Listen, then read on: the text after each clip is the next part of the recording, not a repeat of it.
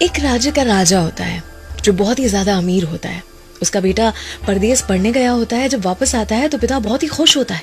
उसे कहता है कि आओ तुम्हें दिखाऊं, हम कितने ज्यादा अमीर हैं, तुम्हें अंदाजा भी नहीं होगा। पिता और पुत्र उनके वजीर के साथ टहलने निकलते हैं।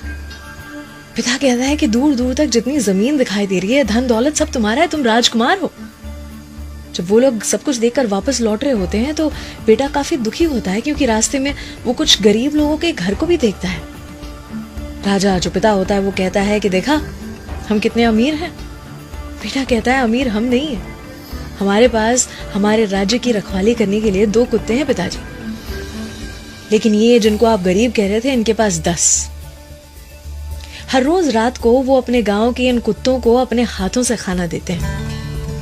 इनके कुत्ते ज्यादा वफादार हैं। हमारे पास तैरने के लिए पूरे राज्य में एक कुंड है और इनके पास कभी ना खत्म होने वाली नदी। हाँ, हमने दूसरे राज्य से रोशनदान मंगवाए हैं, लेकिन इनके पास रोशनी देने के लिए अनगिनत तारे। हमारी रखवाली के लिए सैनिक भी हैं जो सिर्फ अपना फर्ज निभाते हैं, काम करते हैं, उन्हें पगार मिलता है। लेकिन इनकी रखवाली करने के लिए पूरा गांव, सारे लोग जो एक दूसरे से प्यार करते हैं, एक दूसरे के लिए मर मिटने को तैयार। और हाँ पिताजी, हम जो खाते हैं ना वो हम खरीदते हैं। जब तक पैसा है तब तक खा सकते हैं, लेकिन ये जो खाते हैं ये वो खुद उगाते हैं। पिता और पुत्र के बीच उनकी जो सोच थी वो इतनी अलग थी कि मतभेद हो चुका था।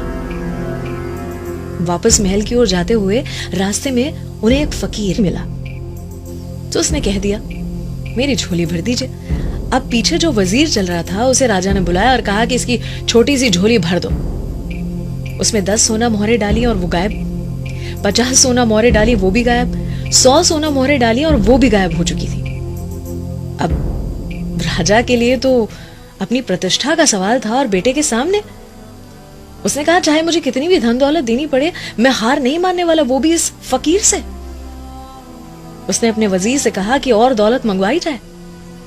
राज्य की दौलत उसी जगह पर मंगवाई गई, सारी की सारी धन दौलत उसकी झोली में डाल दी गई, लेकिन फिर भी उसकी झोली भर न पाई।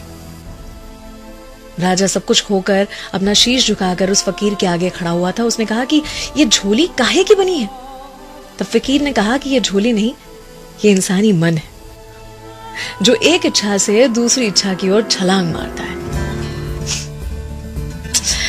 अर्थात इस कहानी का अर्थ बाहरी मोह की ओर दौड़ ना लगाएं, अंदर अंतर की ओर दौड़ने की जरूरत। छोटे से बच्चे, नन्हे बच्चे जो छोटी छोटी चीजों में मुस्कुरा जाते हैं, उस मुस्कान को वापस कैसे पाएंगे? ये आज की दुनिया में सबसे बड़ा चैलेंज। स्वास्थ्य सबसे बड़ा उपहार है, संतोष सबसे बड़ा धन। 7 घोड़ों की लगाम है, 7 घोड़ों की लगाम है योग, जो बांधे रखे उड़ता मन। और वैसे भी कहते हैं ना कि असली खुशी कार में नहीं, प्यार से आती है।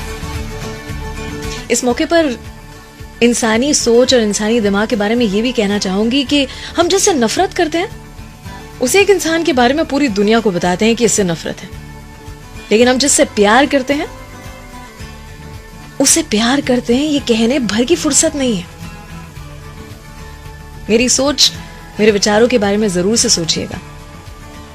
और हाँ, मुझे इतना ज्यादा प्यार देने के लिए, मेरी कहानियों को प्यार देने के लिए बहुत बहुत शुक्रिया। अगर आपको ये कहानियां पसंद आती हैं तो रोज सुबह 7 बजे मुझे आपका इंतजार रहेगा। On your 94.3 My FM। सलाम, दुआ, वणकम, प्रणाम, सत श्री अकाल। केम छो, सारू छे? भारत आखो मारू छे। अर्चना की ओर से